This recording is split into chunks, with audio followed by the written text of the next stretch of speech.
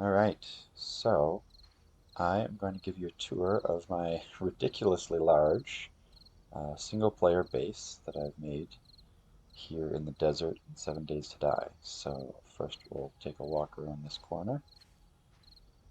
So the ideas for this base were sort of inspired by some of the epic architecture in Lord of the Rings. And you can see the beginnings of the base here. This switchbacking staircase up the canyon wall. It's inspired by the location Dunharrow in Lord of the Rings. The Rohan riders go for refuge before the big battle, I think, but they go switchbacking up the mountainside to a refuge. So I wanted to build something like that in the game, um, and I found a really nice cliff location to do it here. These side tunnels, you'll see a lot of side tunnels in this base. Those are built because when you have a base this big, the zombies spawn on the other side of hills and things, and instead of uh, walking around, they try to go through. They kind of drill through, so I sort of gave them tunnels to use for that, rather than just having them pile up on the other side of the hill. But in theory, they go up these staircases here,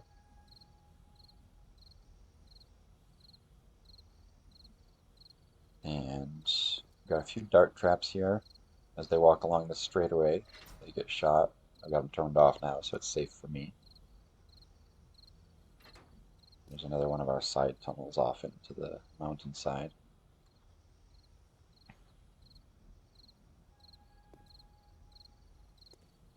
And we've got another set of dart traps here. Now we start to get to the real base proper. The idea started with the staircase, but I ended up um, not doing a lot with the staircase, just because it was hard to control during horde nights to get them all to come up there. They like to spawn off to the sides and run up to you. So I built a nice tower here. And this, of course, is inspired by Orthanc, Isengard, Saruman's tower in Lord of the Rings. Uh, it's got sort of the four sides. The base is all steel. Got electric fences going across all the entrances. Nice big blade in the middle to chop up some zombies. And then they climb up this ladder. And the middle level has some turrets to greet them, shotgun and SMG. SMGs are sort of pointed in line with the, the gaps in the base so they can shoot farther distance, and then the shotgun turrets are aimed right at the ladder as they come up. Keep going up to the top. Put a bunch of torches up here just to make it sort of a signal tower sort of look. And got a little fancy with the block types here just for decoration to make it look more like Orthanc. But I've also got some turrets up here. And I've tried this on a couple horde nights. It works pretty well. I'm getting to a game stage where you still have some problems if a demolisher blows up halfway up your ladder, but it does pretty well. But if things go wrong, you can always hop onto the drawbridge and make a break for the rest of the base, which you can see here. There's a nice nighttime view of the residential quarters that we'll visit later with their spotlights on. But say I'm having trouble with the horde knight here in the tower, I can make a break for it, hop down here, and run into the tunnel into the mountainside. So on this entrance, got an SMG turret up at the top to greet any zombies on their way in. A couple doorways here with stairwells up. We'll revisit those at the end. But down here, got a bunch of pressure plates and a bunch of dart traps above and electric fences across the middle. So if you walk through, zombies get zapped and they get shot. Come here. This is the bridge of Khazad-Dum, inspired by the location in the Mines of Moria, where they go across and the Balrog shows up. Gandalf says, "You shall not pass." I thought that was sort of fitting for Horde Night when they're zombies are trying to run in this front doorway. Down here is the big pit, some blade traps down there, some flame barrels for light. You can also see these doorways that I've cut in. These are similar to those side paths that were on the stairwell. Um, the zombies like to just drill through the mountain when you're this deep underground. And so rather than try to prevent that, I tried to sort of use that to my advantage and funnel them in. But there's more beyond this room. It's not just a dead end. Go up here. Got our garage doors. Up there's another turret pointing down for any zombies that try to come in this way and try to get into that door. But now, get to sort of the central part of the base. Inspired, of course, by the Mines of Moria, a giant dwarven city with all the pillars and Lord of the Rings. This was really fun to carve out of the rock. I should note, for most of this base building, I turned on God mode and so I could fly around. I wasn't going to build scaffolds up to build all these things. And I also cranked up my block damage so I could drill through the rocks a lot easier. Um, but to carve out this giant hallway, I basically cut around the perimeter of a big rectangle of rock and then undermined it and made it all fall down. It's the fastest way to carve out this large of a volume. I still ended up with an obscene amount of rocks in my inventory, so no shortage of materials for making concrete.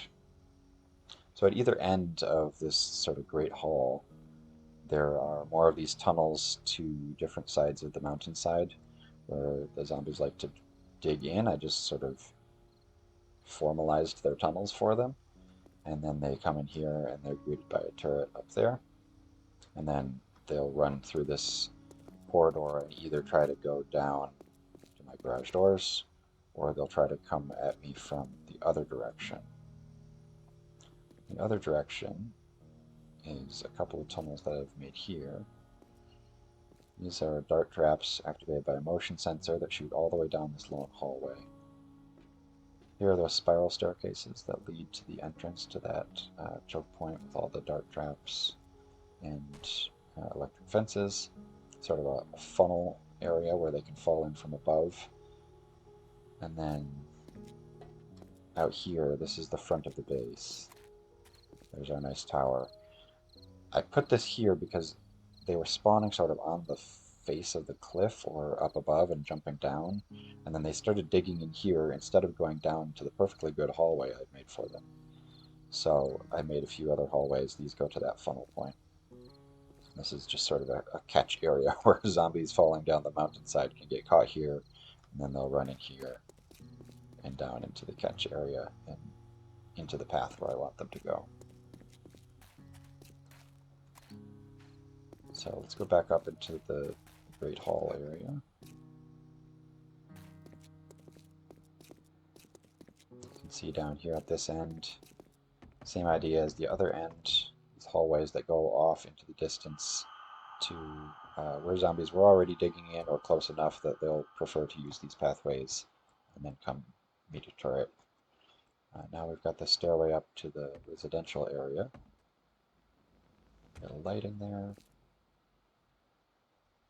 And again, some paths. This is, especially when I'm crafting in the base, this is where a lot of screamers were spawning on this cliffside, and sort of pulling at the rocks. So I gave them a little path in.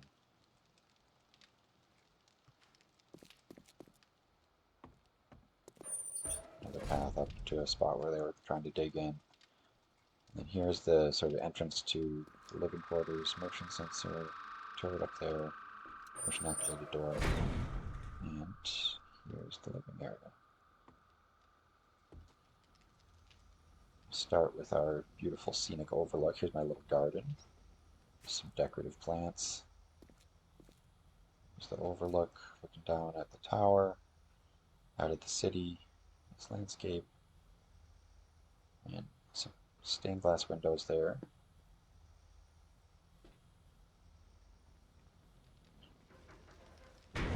Gotta have the nice high ceilings. And here's the workshop. Lots and lots and lots of stuff here. turn the UI back on just so you can see how many rocks. Got a lot of rocks. Turns out digging through a whole mountainside will do that. Couple forges, cement mixers. They kept breaking in my windows, so I put bulletproof glass in here. And there's a garage door just for good measure, just in case I need to close that off for some reason. The cooking area with lots of food and things here. Some fake bookshelves. And here's the living area. Again, they kept breaking my windows, so I put in bulletproof. But little fireplace, beautiful looking couch, little reading nook with actual bookshelves, and a scenic catwalk, because why not?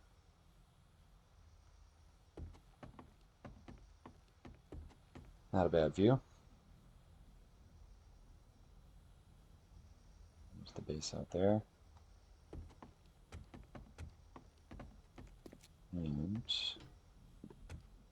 we run back in here. So we've got a spiral staircase up to the top of the mesa.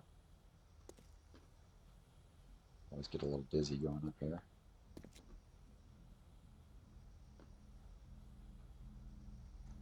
Got sort of a little bunker here on top. But on top of here, we've got some power. I don't have all the solar panels up and running yet, so for now it's a generator, but generator, battery bank, and then that feeds down and handles a lot of the lights and things in the base. The tower and the Khazad-Dum room sort of have their own generators. Here's my little gyrocopter landing pad. Got light bulbs on top and torches for visibility. Nice views off to the side. So that's the tour of the base. Now I'm going to switch over to God mode and give you a little better view of all the tunnels and things, because they're hard to see from inside. So now we're going to go inside the mountain. Clip in. Here you can see the living quarters. You can see the tunnels off to the sides. And when you're in this mode, you run into the limitations of the draw distance of the terrain. So you'll see blocks sort of spawn into existence here. But here's the big Moria hallway. And here's that series of tunnels out over the entrance that I showed. I don't know why they don't like to just go in my nice big entrance. They like to go through the mountainside up here. So I said, fine, let's let you do that. There's that little funnel area into that corridor and into the big pit. Here's another couple paths where they were trying to take. I don't know why they chose these two paths, one on top of the other. I guess zombies can track you down during Horde Night, but they're still not super smart, so they were doing parallel paths. So I have those funneling into these doorways. Another doorway down here, funneling all the way from over here. I haven't tested this one, but they were digging way the heck over here, so you can see where the tunnel is a little bit raggedy at the end. That's where they were digging. So I give them the option. Again, up here they were actually digging in here, so I gave them a path. Hopefully these should all funnel them into the big chamber.